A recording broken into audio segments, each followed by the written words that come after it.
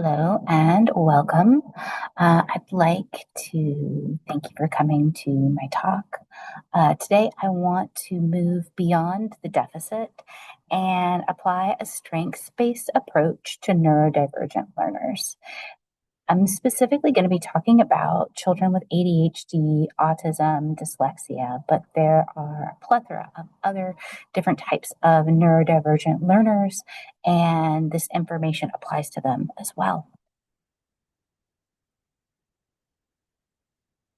So the first thing I want you to do is think. When teachers talk about we see a struggling student, what do we think about first? And usually it's what they're struggling with, what is wrong with them. And we often begin with what they cannot do. But today, I want us to consider what might happen if we think about what a student already brings to the table.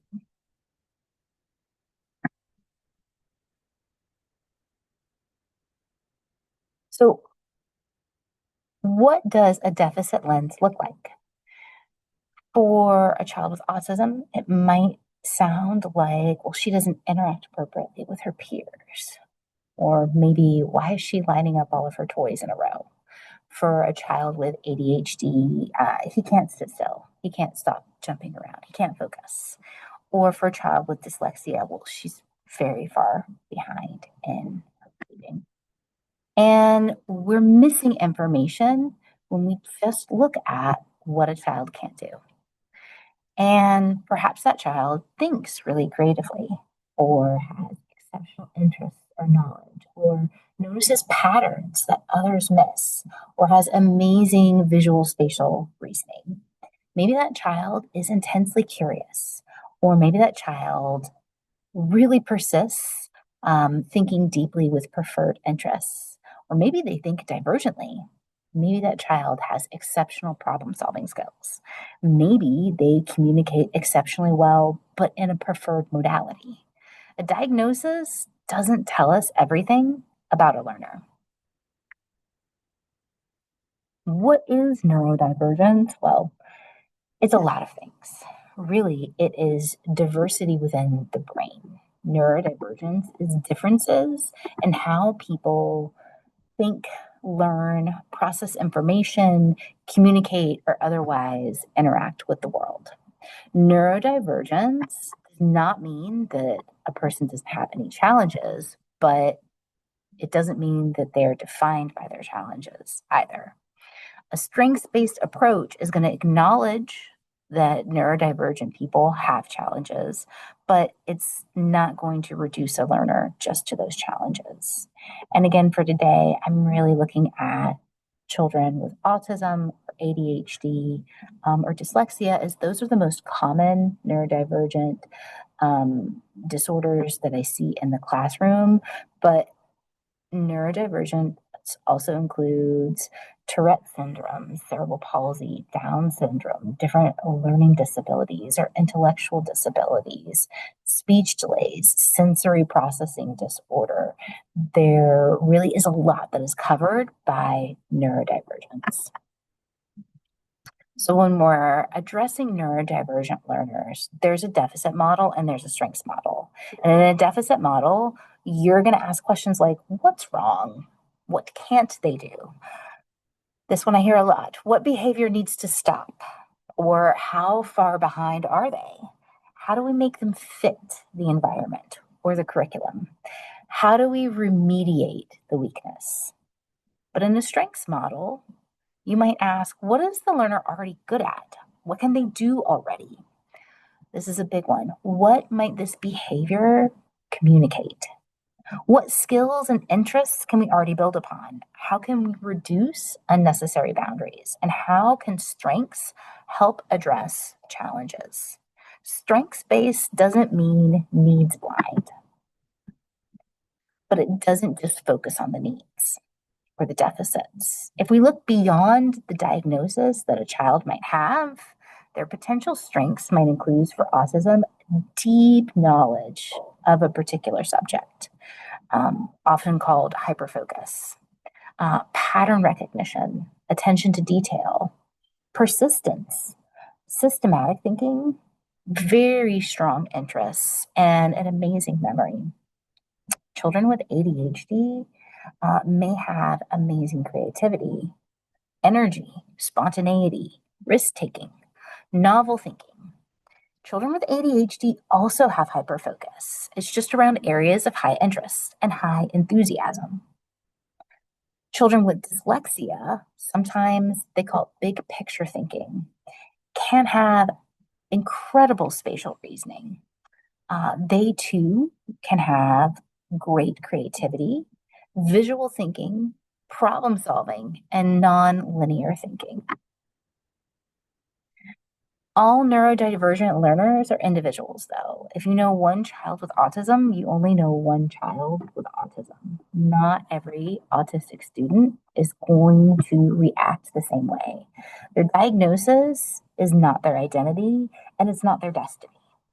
So when we're looking at students, we want to go to what their interests are, what their strengths are, what their needs are, what their experiences are that really can shape who they are, along with what their culture is. We want to look at the relationships they have. And as teachers and guides, we want to know what their learning preferences are. And we also want to pay attention to the environment because they can respond differently when they're in their home classroom versus a specials classroom versus how they are at home versus how they are at a club or other space. Two students with the same diagnosis can have completely different strengths, needs, and experiences. So now I want to try reframing some examples of students. The first student is a second grade student who has ADHD. He frequently leaves his work area and wanders around the classroom during work cycle. He talks to classmates, struggles to complete written assignments, and often appears disengaged. So if it's a deficit model, we're just looking at what is wrong with the student. If we're taking a strengths-based approach, then we want to ask, what is the problem? And a lot of times the problem I'm going to hear is he's walking around. He's leaving his work. A lot of times teachers will post that the talking is a problem. I might challenge that a little bit. And that he struggles to complete written assignments. Now we want to ask, what are the strengths that we can investigate? And in strengths, we might want to go back to the idea that this child is talking a lot because talking to other people can actually be a strength. Certainly, being able to talk to people is a strength when you're an educator, and it's a strength in a lot of other professions when you're an adult. It's just, is the conversation on topic? Is it productive? So, what is this child talking about? And in listening to that, we can get some clues into, well, what is this child interested in? Maybe we need to take some of these assignments that are difficult or uninteresting and center them around something that this child wants to hyper focus on. So the fact that they're social can actually be a strength and a good thing. They may also need to be paired up with somebody who is maybe a little bit better at focusing so that that child can help them model. But that ability, again, to be social can be a strength when it's used to leverage the work that they need to get done. And then the third is, what can we change about the environment? That again goes back to, well, maybe we need to look at partners that they can have so that we can tap into that need, that sensitive period for socialization. Or maybe they need a space where they can fidget, or they need a fidget at their space. Maybe they need movement breaks built into their work. Maybe they need something to help kind of block out the sensory stimuli that is distracting them. Maybe they need supports with writing. If it's a writing assignment and they're struggling to get that done, maybe they need text to speech with technology, or maybe they need little grippies so that they can hold the pencil correctly. There are lots of different ways to get the content out of their head, and it doesn't specifically have to be writing. So we want to ask ourselves when we reframe, are we changing the student? Are we changing the conditions under which the student is expected to learn? If we look at another student, a first grade student, this child has dyslexia and has difficulty reading grade level text. However, she demonstrates very sophisticated oral vocabulary, creates detailed drawings, and enthusiastically explains science concepts to classmates. So again, we're going through a similar set of questions. They're just phrased a little bit differently, but now we want to know what's her deficit. And the deficit with this one's pretty straightforward. It's difficulty decoding grade level text. But that's it. Now we want to know what her strengths are, and there are so many of them. She can't decode the grade level text, but she has amazing vocabulary, detailed drawings, and she understands concepts. You can tell because she's enthusiastically explaining science concepts, which are generally rather complicated, to other students. And it's not just that she's having those conversations with adults, because there's also a difference with, can the child explain this to adult? Can they explain it to another child? So her strengths are many and varied. And now the question is, how do we leverage those strengths? And there are lots of different ways that we can do that. We can partner her again with another student and really leverage not just her strength, but her sensitive period for socializing. We can make sure that she is with a student who can read fluently and on grade level, so that she always has somebody who can help her interact with the text. We can do repeat readings of texts that are associated with things that she has a high interest in and that she already knows a lot about. So if she's really interested in science, and right now her focus of study is mammals, then we're going to give her texts that are about mammals, and she'll start to recognize some of those words because she's been given a lot of access, repeat access to those words, and she's interested in them. She already knows them in her head. She just needs to be able to decode them on the page.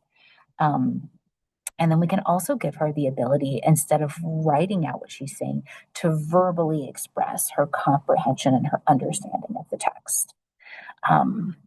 Accommodating a barrier is not lowering the expectation for learning. It's just a different pathway towards the same learning goal.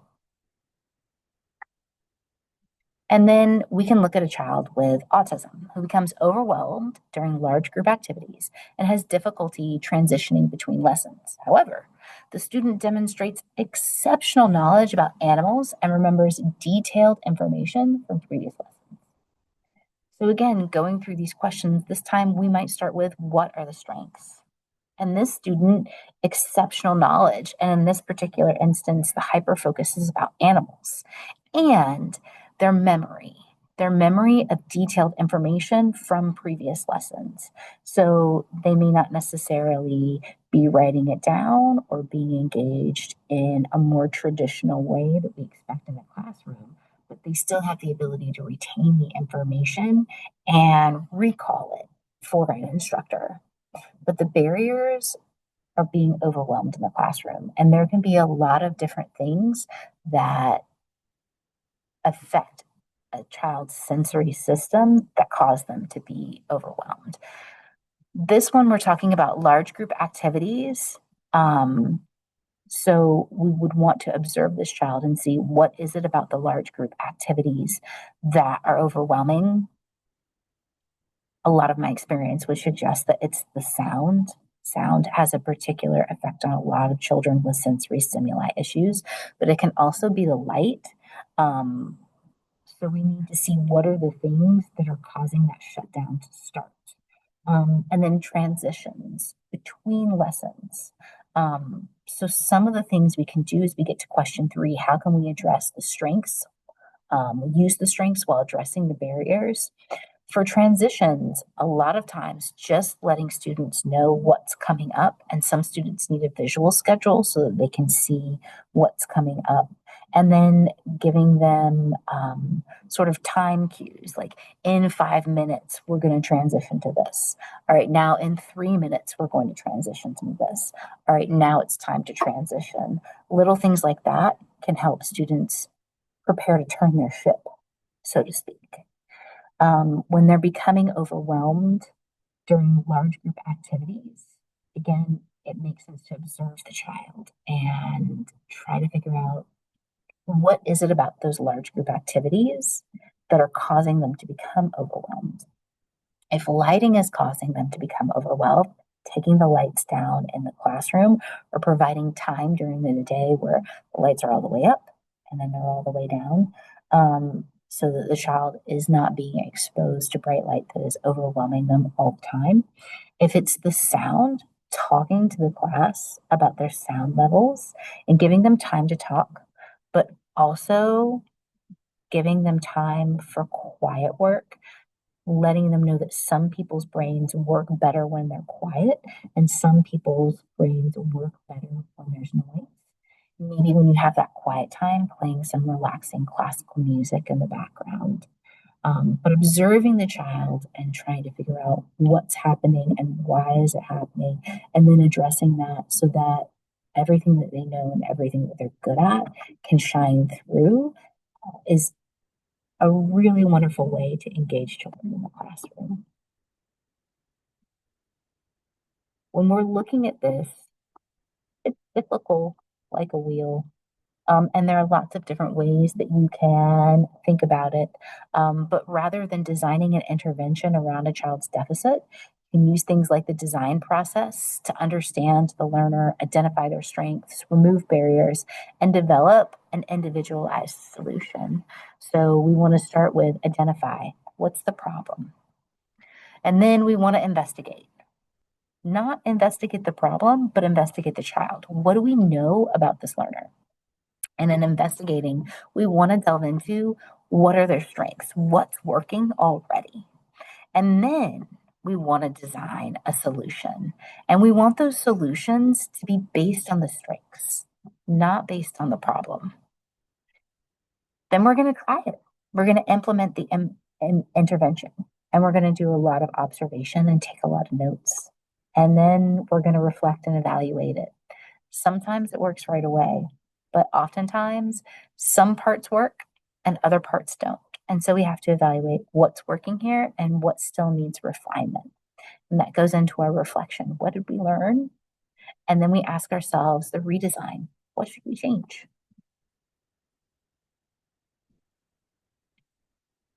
When you change the environment, you don't just change the student. And you get a lot more success because, again, we're not focusing on the deficits of the child.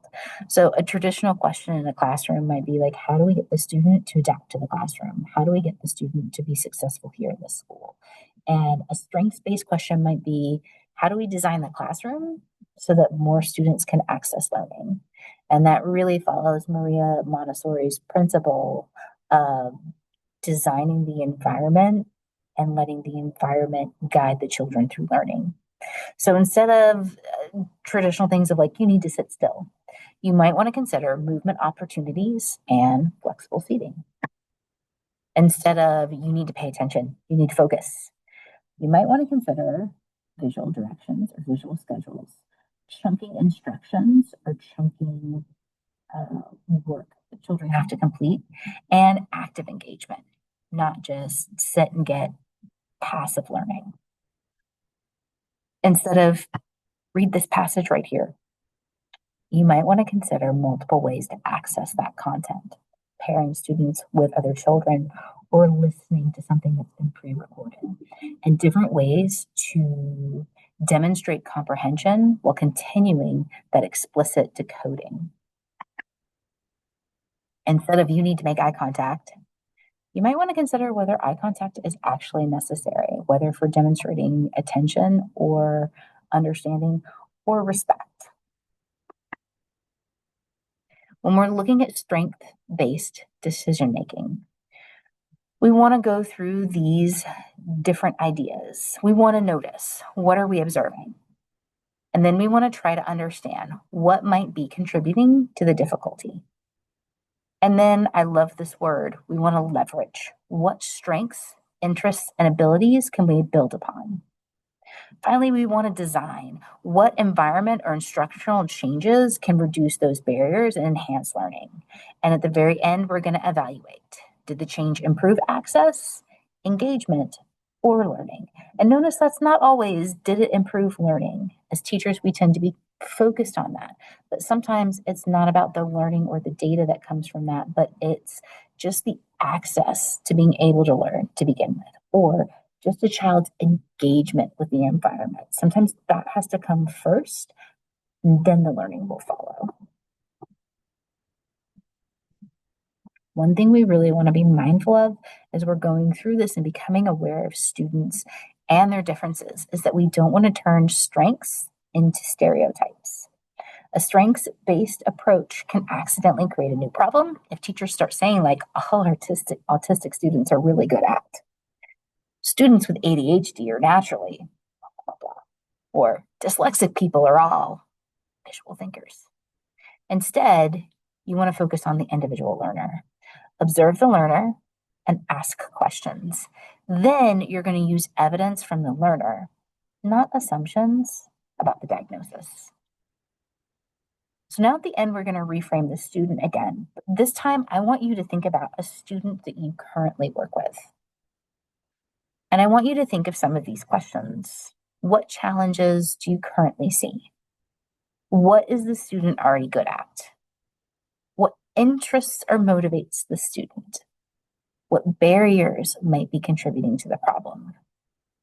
What strength could we leverage? What could we change about the environment or the instruction? And how are we going to know if it worked?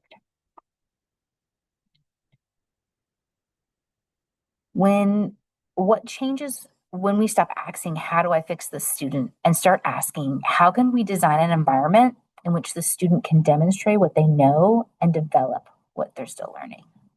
Again, what changes when we shift from a deficit mindset to a strengths-based mindset? And so now, having that child in mind and those questions that I ask, I want you to write down one thing that you're going to change. You don't have to write the answer to all 7 questions. Just think about one thing that you can change for that student and write it down like it's a promise, because it is.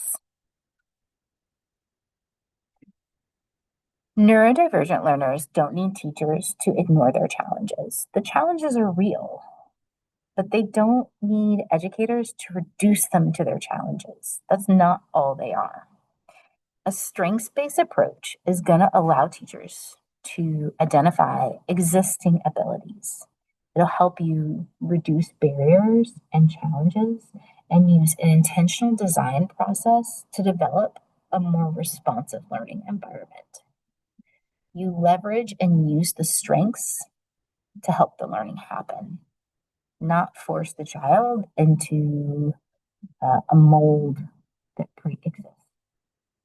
When we do that, we have far more success, not just teaching children, but empowering children to learn for themselves and to love learning and to feel accomplished.